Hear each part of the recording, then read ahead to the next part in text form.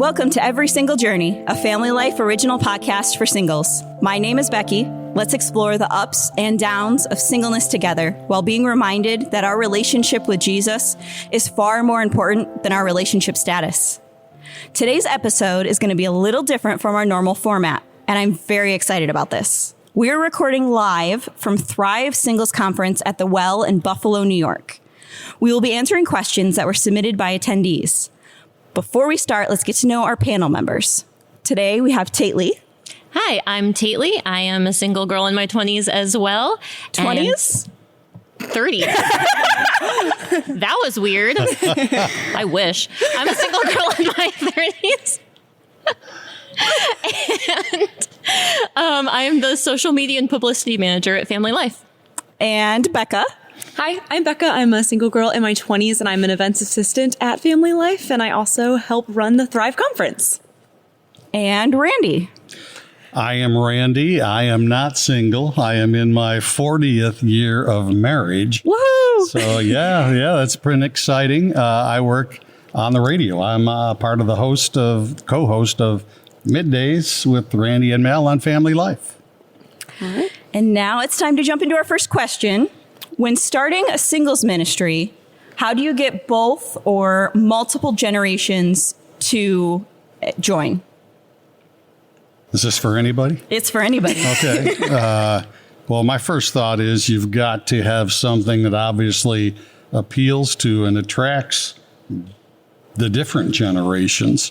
I know a singles ministry that I first got involved with, they met at a Y, the local Y, and there were a lot of different activities that we all could do, some sports related, some was just games. They actually had a session where you could just go talk about different books you liked to read. But then we all came together at the end and just kind of talked about our experiences and what we liked about it and what we didn't like about it. I love the perspective of having different activities for everybody. Something that I've noticed, particularly with the singles conference, is when I start talking about it and inviting people or letting people know about it, I get one of two reactions. I get, oh, but that's only for older people. Or why would I go? That's only for young people. And I'm like, we have these same thoughts, but about like, it's not for my generation is what I'm hearing. And so just continually reminding people, actually, it's for all ages. There's things to do for everybody. So I feel like a singles ministry is the same. And I also feel like some advice that somebody gave me when I was a youth group leader and working with the teens, and they said, by the time you get tired of saying something is when you need to keep saying it, because that's about when it's starting to sink in for people. And I feel like with singles ministry, it's kind of the same, whether it's giving somebody knowledge that it's for all generations and there's activities for all generations, or it's trying to erase the stigma of it's only for my preconceived idea that doesn't include me, that I just need to keep saying it and keep trusting and keep praying and keep inviting people. And when they're ready, they'll start coming and realize how fun it is, and then word of mouth spreads. Yeah, I think you hit on something important, which is just the educational piece. I feel like there's kind of multiple avenues to this, but a big thing is just educating those who are coming. Like, you want to have activities for them when they get there that everyone enjoys. And I think a big part of that is making sure, being aware of your own presuppositions and possible prejudices when looking at it, because like when I was running Thrive as a younger person, or not, because I got my age wrong, I may look at this as fun. And so I think first it's important to have, if you want to attract different generations, surround yourself with different generations, first of all, to make sure you're getting various feedback. And then I think you have to educate your public, because so often they hear single adult and they hear young adult. And that's not true. So it's just educating them that it is for everyone, because we have heard so many misconceptions. And so it's the planning, it's the educating, and then it's what happens when you actually get there. Yeah. Okay, next question. How do you combat the pressure from society to always be in a relationship? Becca.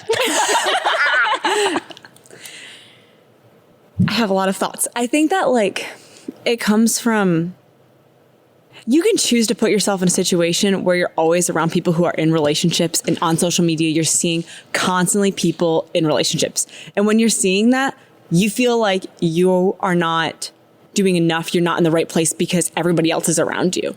So I think some of that comes from getting yourself to a certain extent out of that a bit, whether that's delete social media or like you watch people on TikTok or Instagram or Facebook that it's all these like relationship goals, these couples doing these really cute things together, which it's not wrong for them to do that, but constantly watching only that kind of things makes you feel like that is the only one track mind in society, is to be in a relationship, where that's not the truth, but you're so focused and you see that so often that you start to believe that. And so I think, I don't want to say completely pull yourself out from like seeing relationships, because I think it's really important to see good, godly relationships, but it's find the singles group, find other single people, and just be in community with them, because they're walking through very similar things that you are walking through. And you realize, one, you're not alone. And also like you can have a lot of fun in whatever stage of life that you are in. I feel like when I allow society to pressure me into doing something, whether that's getting into a relationship or trying to take every possible avenue to be in a relationship, because it takes two people. So if I can't find someone to be in a relationship with me, it's not going to happen.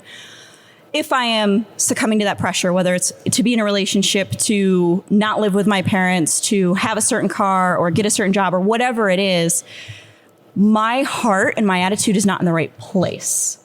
So if I am, first off, it's like a flag for me to realize I am feeling so much pressure from society to enter into this relationship. And maybe I'm not ready. Maybe feel like I'm in a season where I enjoy being single and I'm just not ready to step into a relationship yet.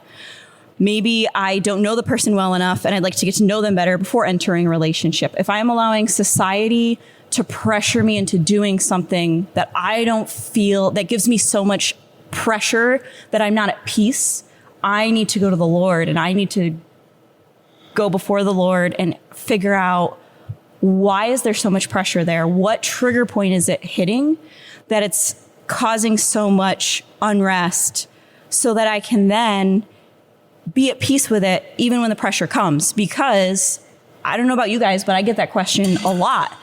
Do you have a special someone? Are you in a relationship? When are you going to be in a relationship? So that question ultimately comes from a good place. It ultimately comes from somebody wanting to share their happiness with me, wanting to see me take that next step, or just that step in general. It doesn't come from a bad place.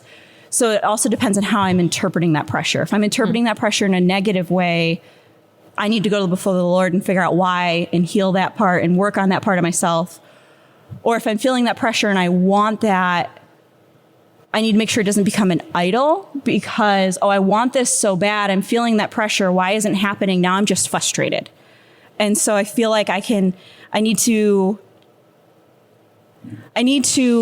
figure out why I'm feeling that pressure, address it, and then I can walk forward and say, oh, yes, society, I agree with you. I want to be in a relationship. Here's why I'm not, but it's still a good thing. I don't know if any of that made sense, but that's what's going around in my brain.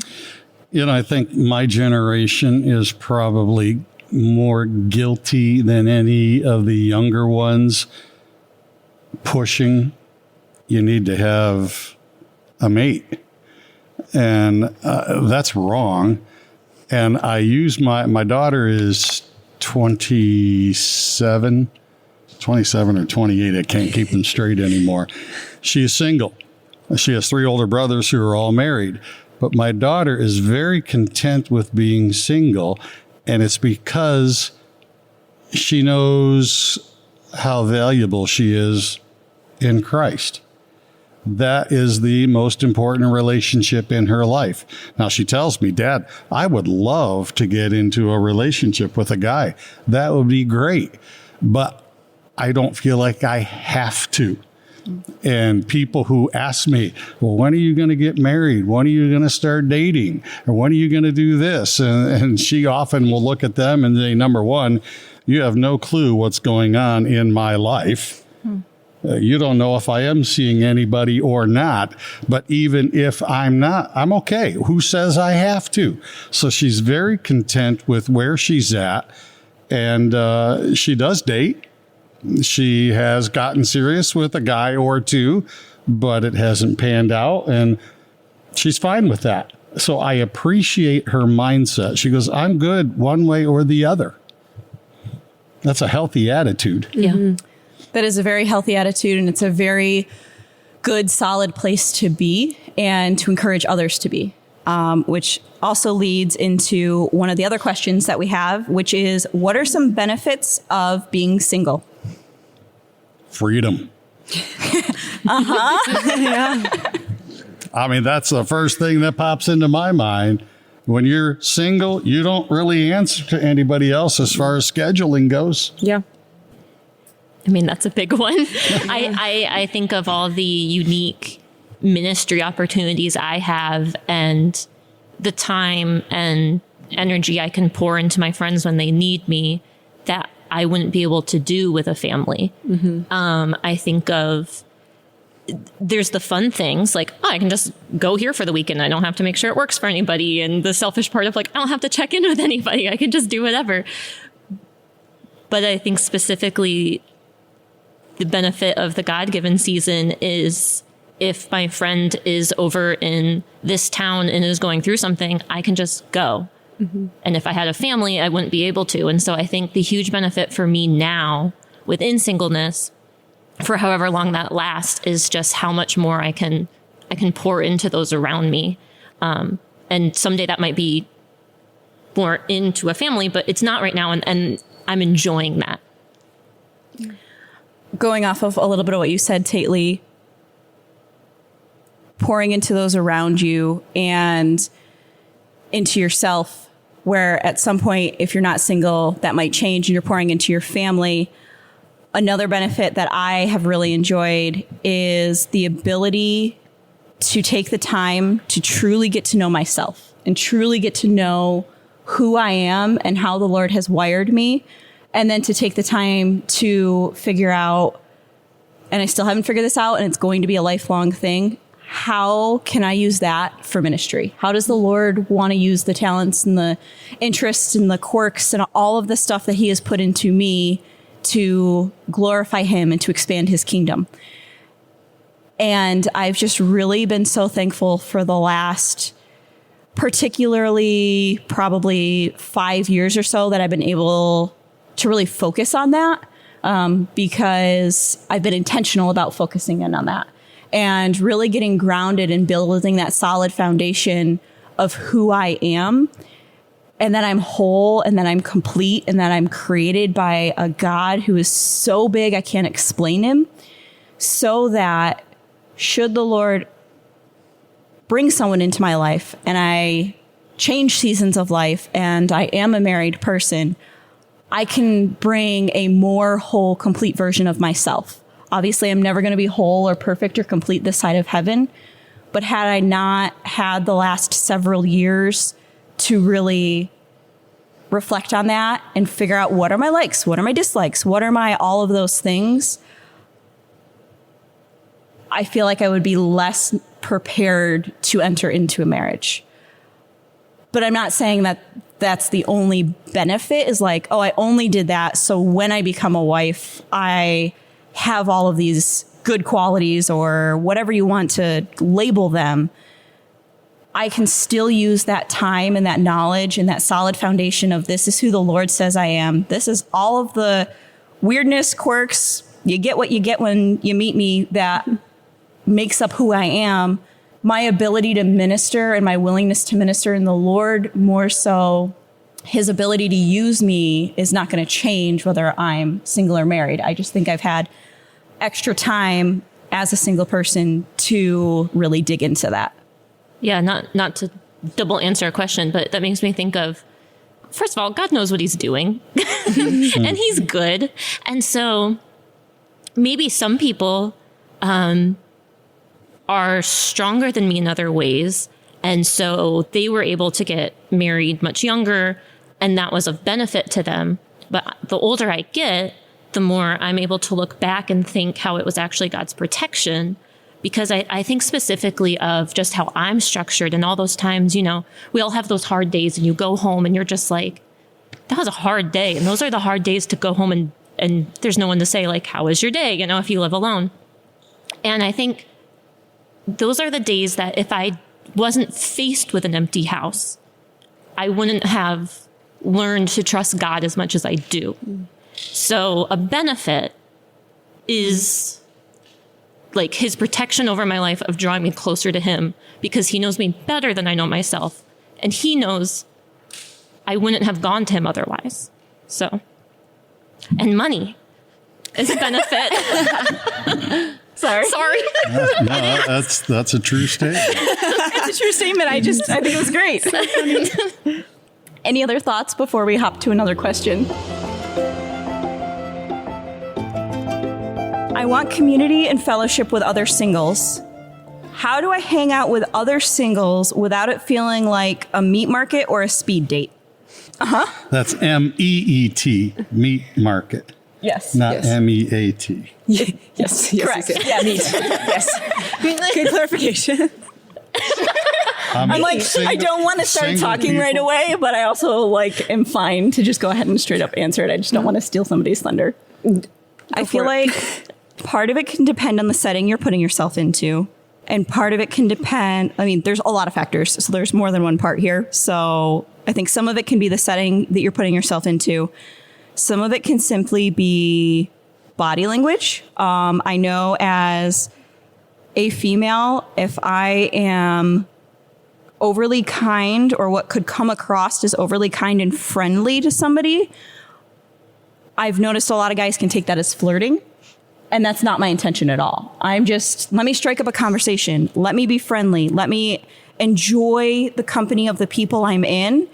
And so I have to be careful to make sure that I'm finding that balance between being friendly and kind and engaging and welcoming and wanting to just do what I genuinely came to do and be a friend and get to know somebody and just hang out and play games and be sarcastic and all of those things without it crossing that line of somebody thinking, oh, she's interested in me because of whatever cue I gave off that was just a little bit friendlier than what most people would normally be.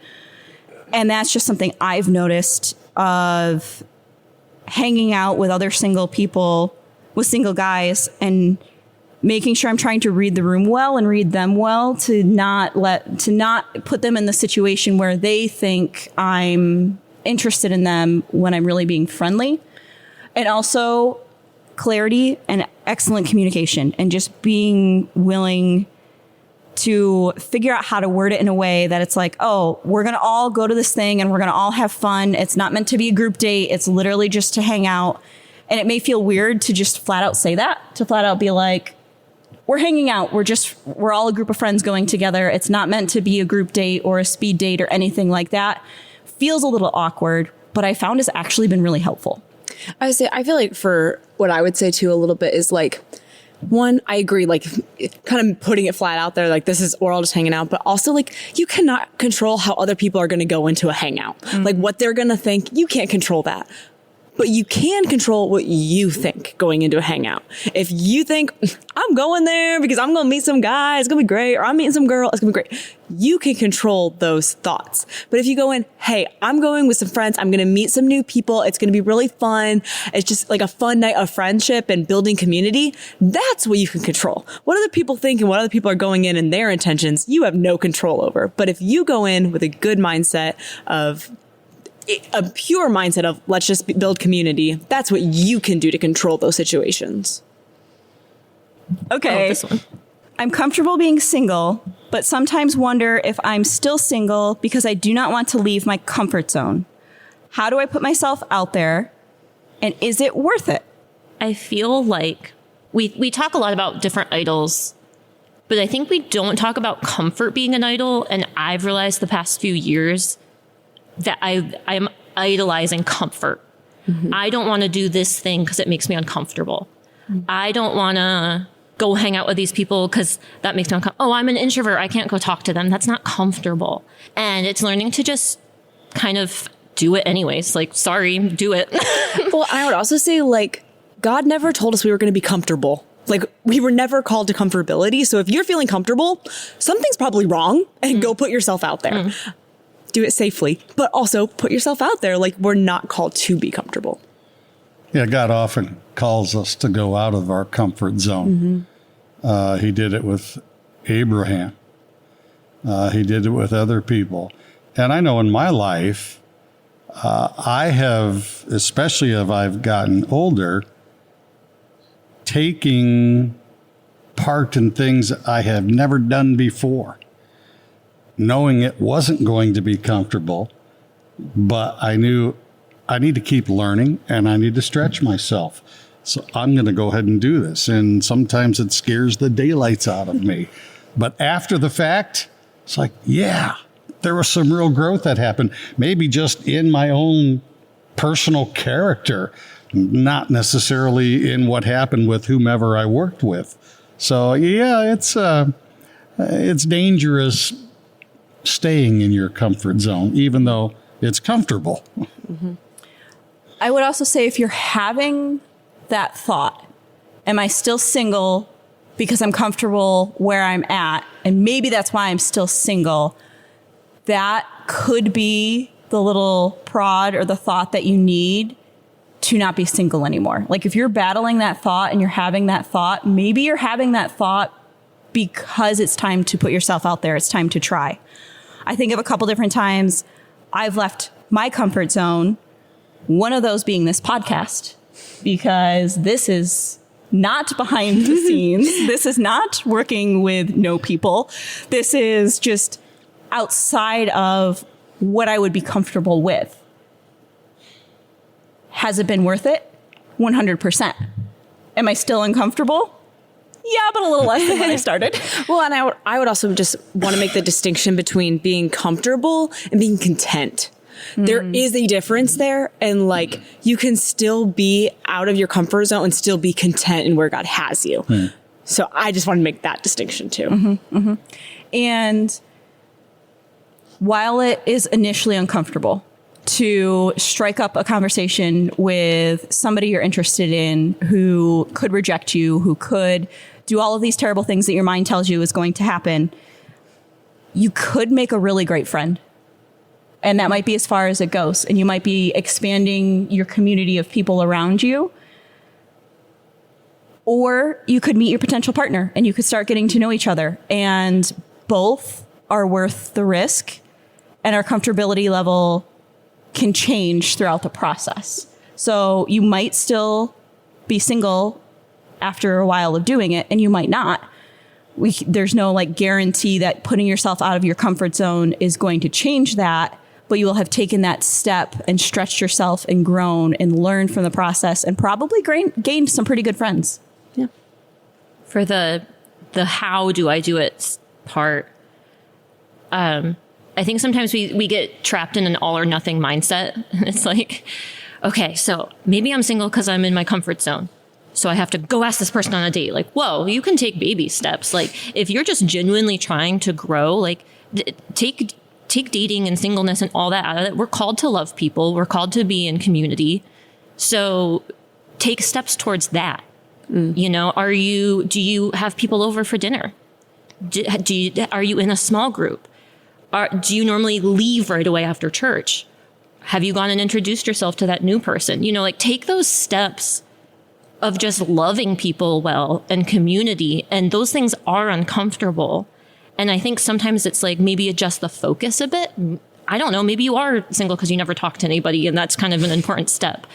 But that doesn't mean the only reason to talk to people is to get this result. It's like reframe it to just people in general and community and just take those baby steps and just keep growing. And then that's when maybe some really strong friendships will form. Maybe something else will form. No matter what, you're still doing good things. Yeah. I feel like this next question kind of plays into a little bit of what we were just talking about. How do I talk to someone of the opposite sex, particularly someone I'm interested in?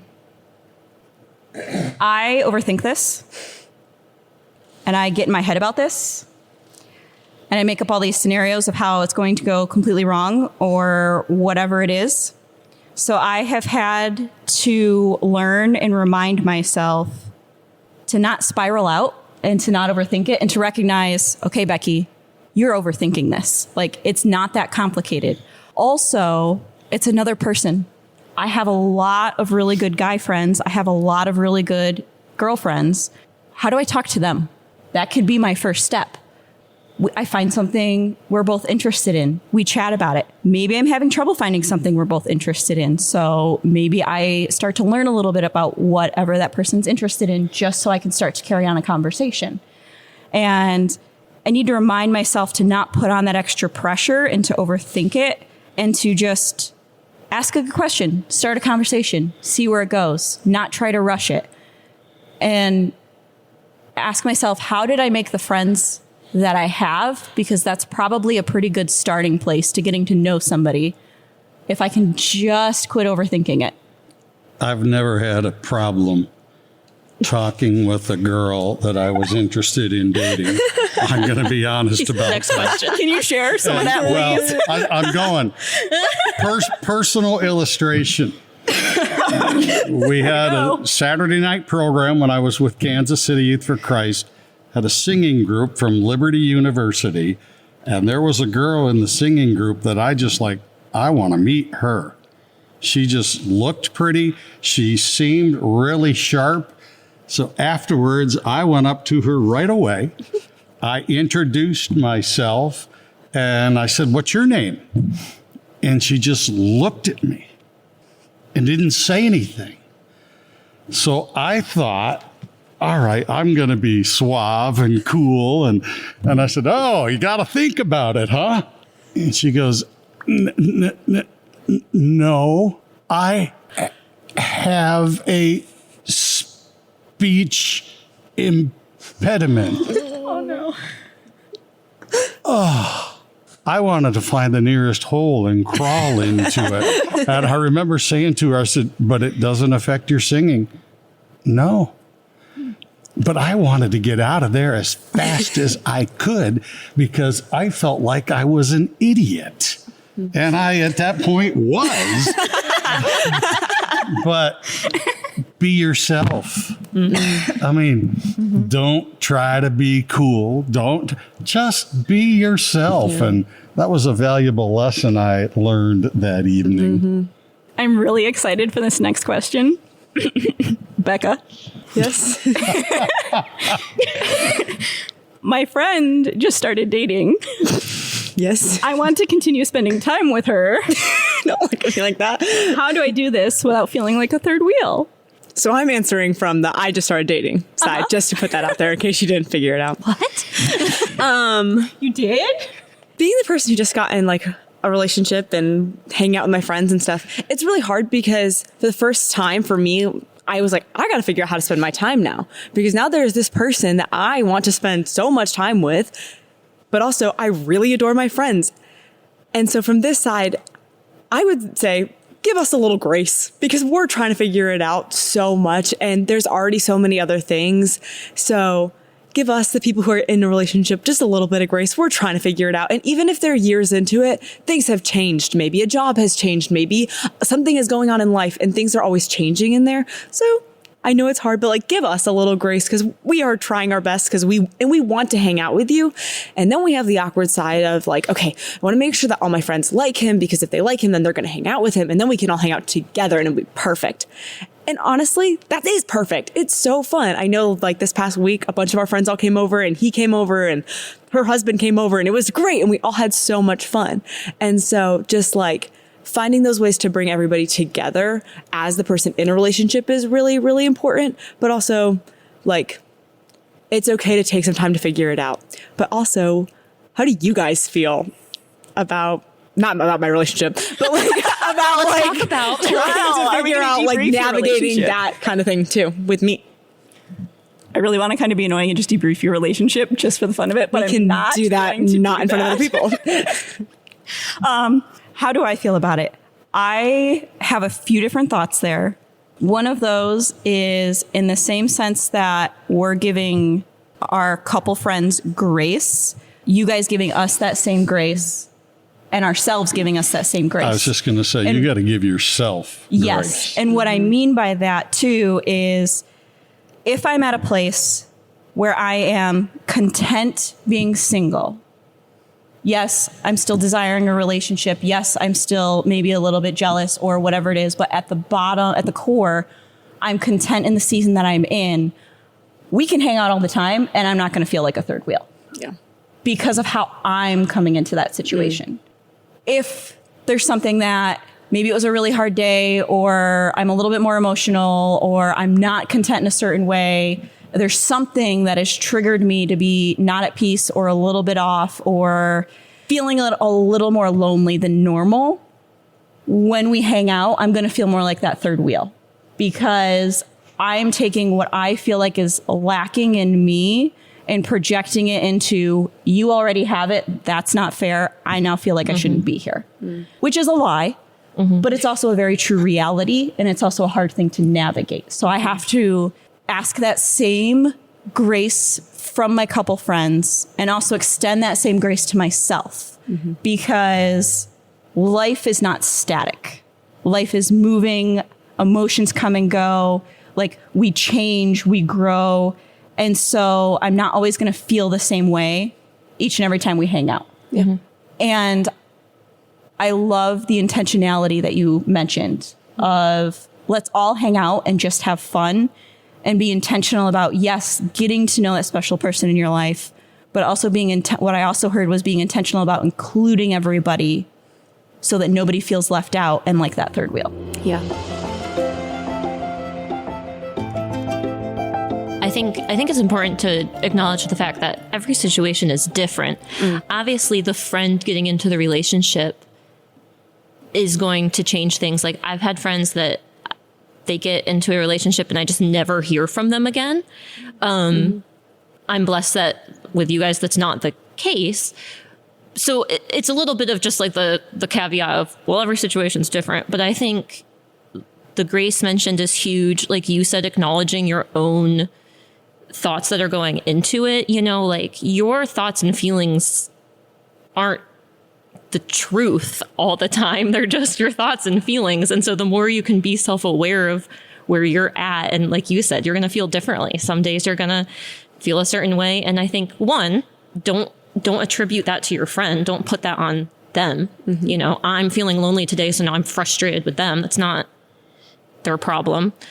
I think having an open dialogue with that friend, just be honest, have moments where you can say like, you know, sometimes I'm feeling this way, or I'm not going to come because I'm kind of in this place right now. Or even if it's as something as like, hey, you guys were really PDAing last time we hung out and that was weird for me, or I don't know, whatever it takes. Don't be afraid. Like even if it's an uncomfortable conversation, I think there's so much value in just laying kind of bare where you're at with good friends, because they're not going to know, they're not going to read your mind. You're not going to read their mind.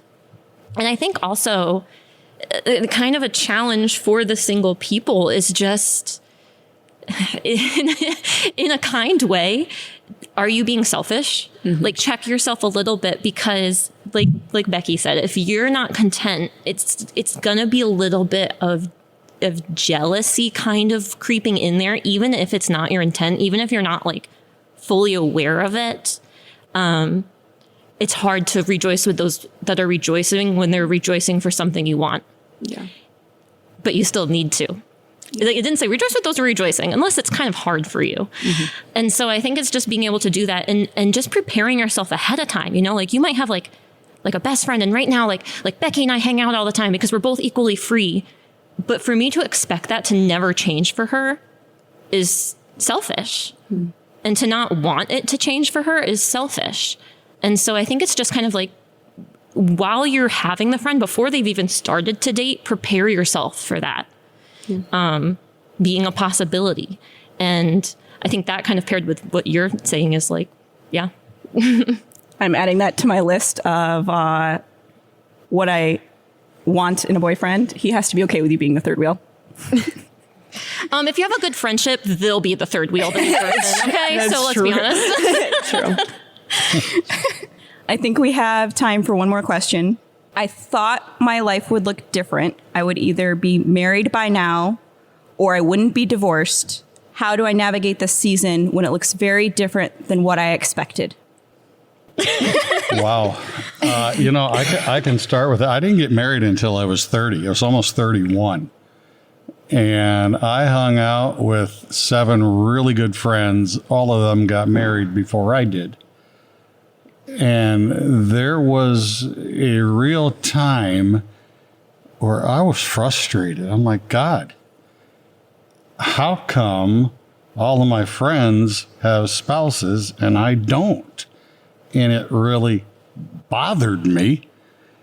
And I went through some real soul searching and finally got to the place where, okay, Lord, you know my heart's desire as far as when it comes to being single versus being married.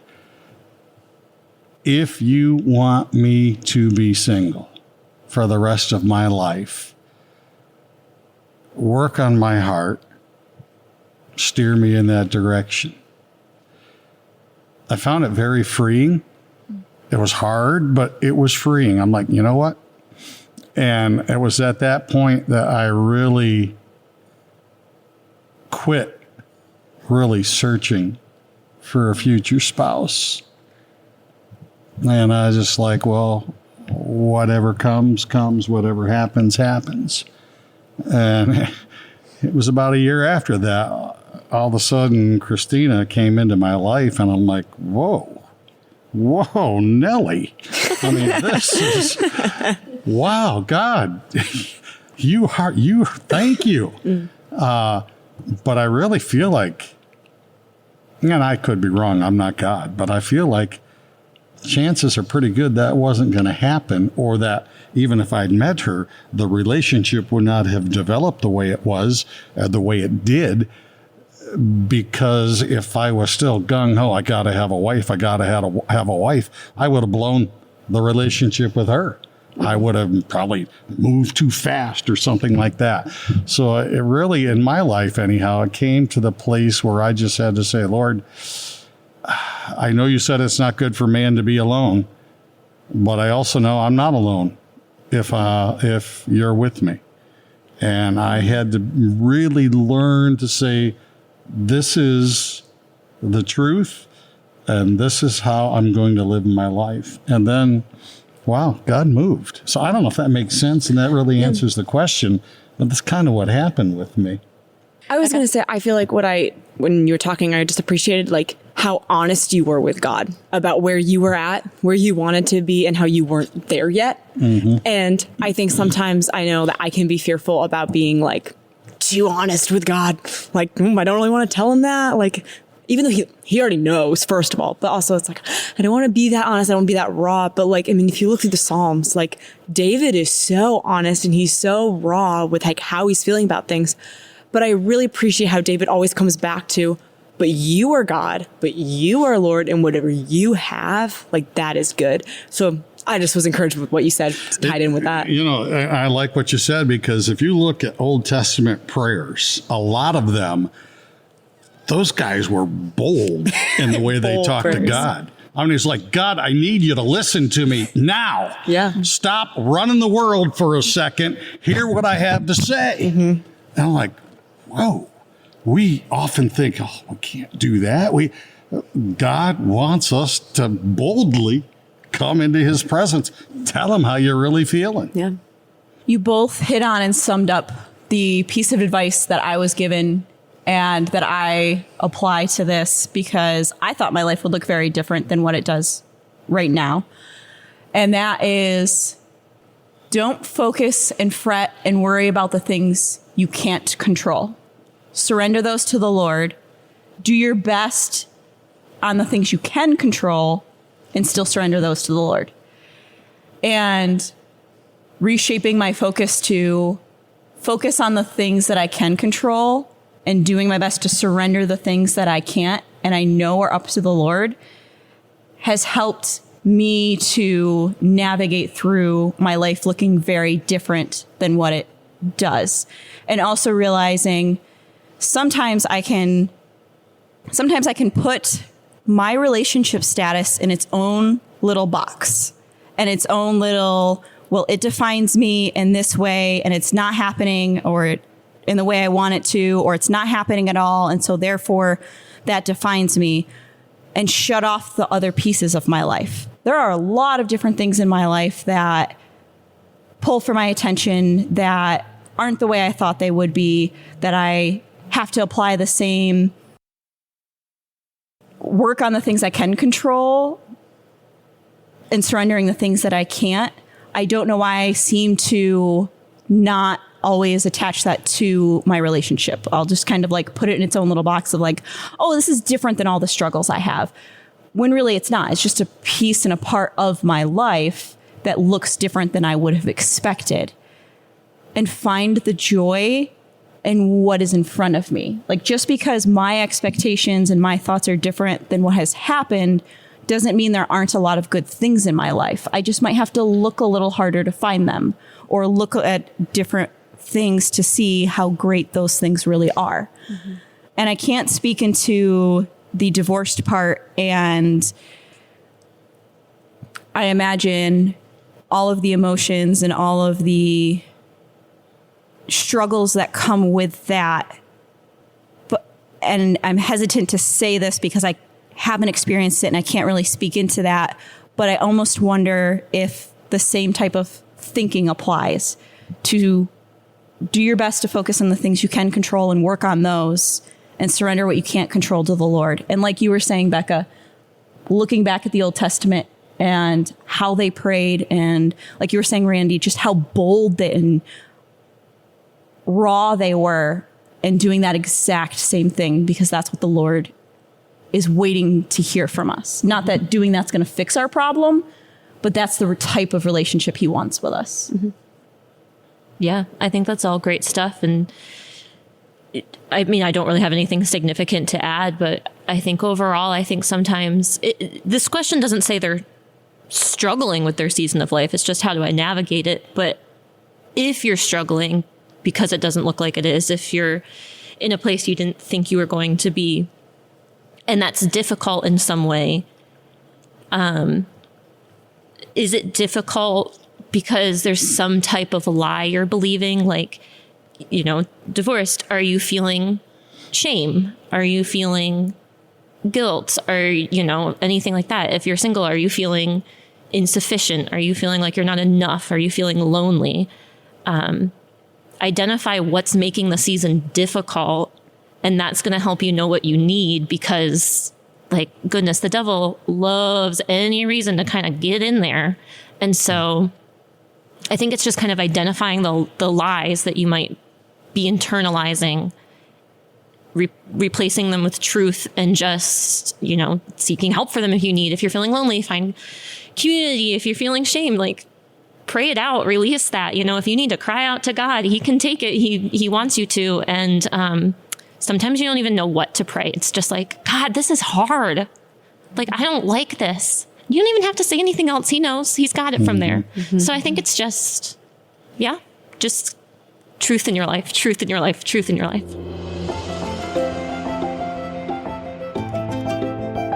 Thanks for listening to episode 29 of Every Single Journey. If you've liked what you've heard, click the subscribe button to be notified when future episodes are available. You can also share this podcast on your social media pages so others can be encouraged too. You can learn more about Family Life Singles Ministry on our website at familylife.org. If you're looking for more faith-based content like this, be sure to check out Family Life's other original podcast, including If That Makes Sense, 10 Minutes With, You Can't Say That on Christian Radio, Therese Talk, and the Parable Podcast. Family Life is a listener-supported ministry. Your financial gifts make podcasts like this possible as we seek to share the hope we have in Jesus. You can find out more on our website at familylife.org.